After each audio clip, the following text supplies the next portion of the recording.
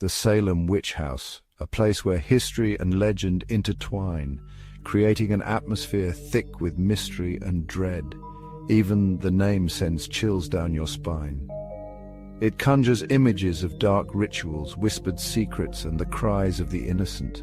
It stands as a chilling reminder of a dark chapter in American history, a time when fear and superstition overpowered reason and justice.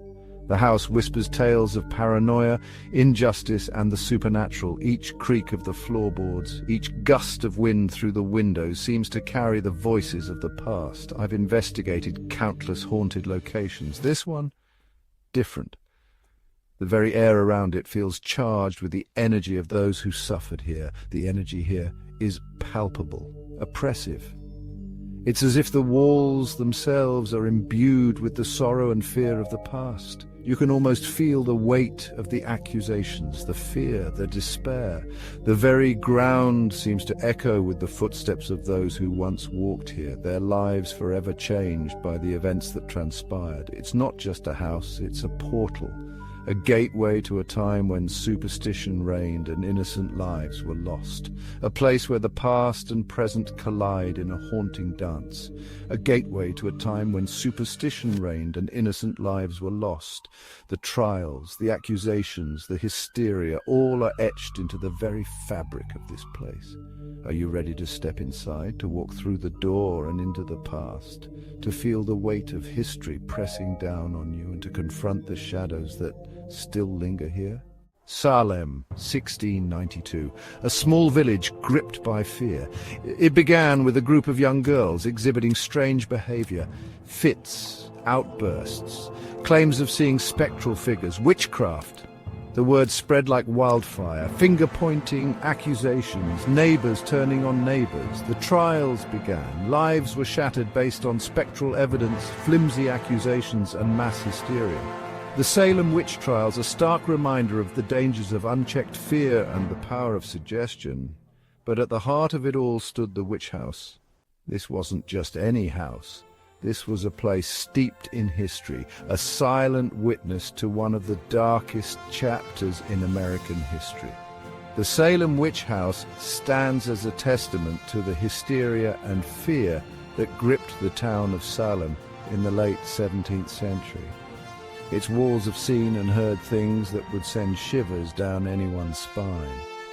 It was the home of Judge Jonathan Corwin, a man whose name is forever etched in the annals of the Salem witch trials. Corwin was not just a passive observer, he was an active participant, a judge who played a crucial role in the trials that led to the execution of 19 innocent people. His decisions and actions have left an indelible mark on history, the only one directly connected to the trials that still stands today. This house is a rare survivor, a relic from a time when fear and superstition ruled the day. Its architecture is a window into the past, offering a glimpse of what life was like during those tumultuous times. The house has withstood the test of time, standing as a silent guardian of its dark secrets. Can you imagine the conversations that took place within these walls? The accusations, the interrogations, the desperate pleas for mercy. Each room, each corner of this house has a story to tell. The walls have absorbed the voices of the past, echoing the fear and desperation of those who were accused of witchcraft. The very air seems to vibrate with the tension of those days, the weight of life or death hanging in the balance. Every decision made within these walls had the power to end a life or save it. The gravity of those moments is almost palpable, as if the house itself remembers the anguish and torment of those who once walked its halls. The shadows seem to whisper the names of the accused, reminding us of the fragility of justice. It's said that Corwin even conducted preliminary examinations within the house itself. Imagine the fear and anxiety of those who were brought here, knowing that their fate could be decided within these very walls. The house was not just a home, it was a courtroom, a place where lives were weighed and measured, where innocence and guilt were determined. The energy inside is heavy. It's as if the house has absorbed the emotions of those who lived and died here. The air is thick with the weight of history, with the sorrow and pain of those who were unjustly accused. Walking through its rooms, you can almost feel the presence of the past, a lingering reminder of the human cost of fear and ignorance. You can feel the presence of those who suffered, their pain, their fear. It's as if their spirits are still here, unable to find peace. The house is a monument to their suffering, a place where their stories are preserved for future generations. Each creak of the floorboards, each whisper of the wind through the windows seems to carry their voices, reminding us of the past. It lingers in every room, every corner. The Salem Witch House is more than just a historical building. It's a living testament to the events that took place here. It's a place where history comes alive, where the past is never truly gone. The house stands as a reminder of the dangers of hysteria and the importance of justice, a place where the echoes of the past continue to resonate. Section 4. The Accuser Within. One of the most unsettling figures in this dark tale. Ann Putnam Jr., one of the primary accusers. She was a young girl, barely 12 years old, yet her words carried the weight of doom for many. A young girl consumed by the hysteria, pointing fingers, ruining lives. Her accusations were not just random, they were specific, targeted, and devastating. Each name she uttered was another life thrown into chaos. Some historians believe she was manipulated, caught in a web of lies and deceit. They argue that Anne was a pawn in a larger game, used by adults who had their own agendas. The whispers of the town, the pressure from her family, and the fear of the unknown all played a role in her actions. Others believe she was genuinely tormented, haunted by something sinister. They suggest that Anne was not just a tool, but also a victim of the very hysteria she helped to fuel.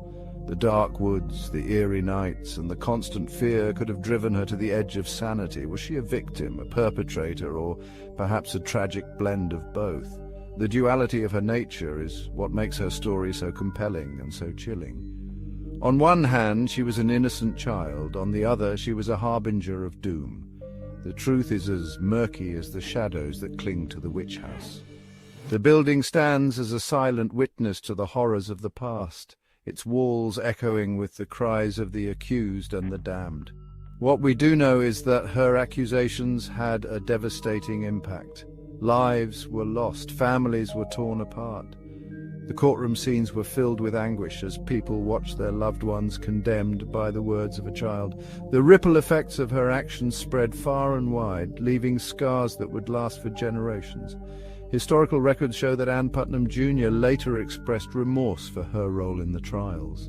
In 1706, she publicly apologized, stating that she had been deluded by the devil. But was this a genuine act of contrition, or another layer of the complex web of deceit? Today, visitors to Salem are drawn to the story of Ann Putnam Jr. and the Salem witch trials. They walk the same streets, visit the same buildings, and try to piece together the puzzle of what really happened. The tale of Ann Putnam Jr. serves as a haunting reminder of the dangers of mass hysteria and the power of a single voice. As the sun sets over Salem, the shadows grow long and the past feels ever closer. The story of Ann Putnam Jr. is a dark chapter in a dark tale, a story that continues to captivate and horrify in equal measure. Section 5. Whispers from the Past. Over the centuries, the witch house has become synonymous with paranormal activity. Visitors and investigators have reported strange occurrences, unexplained noises, cold spots, the feeling of being watched. Some claim to have seen spectral figures wandering the halls. Others hear whispers, moans, and cries in the dead of night. Are these the restless spirits of those accused, seeking justice, or simply trying to tell their story? Section 6. Salem's Enduring Legacy. Today, the Salem Witch House stands as a chilling reminder of the past. It's a museum, a testament to the dangers of intolerance and the fragility of justice. But it's also a place of pilgrimage. People from all over the world come to Salem, drawn by the stories, the history, the mystery. They want to experience the energy of the witch house for themselves, to connect with the past. Section 7. The trials echo through time. The Salem witch trials may be long over, but their legacy endures. They serve as a cautionary tale about the dangers of mass hysteria, the importance of critical thinking, and the need to protect the innocent. The witch house stands as a silent sentinel, a reminder that the past is never truly gone. It's always there, whispering in the shadows, urging us to learn from our mistakes and never forget those who suffered.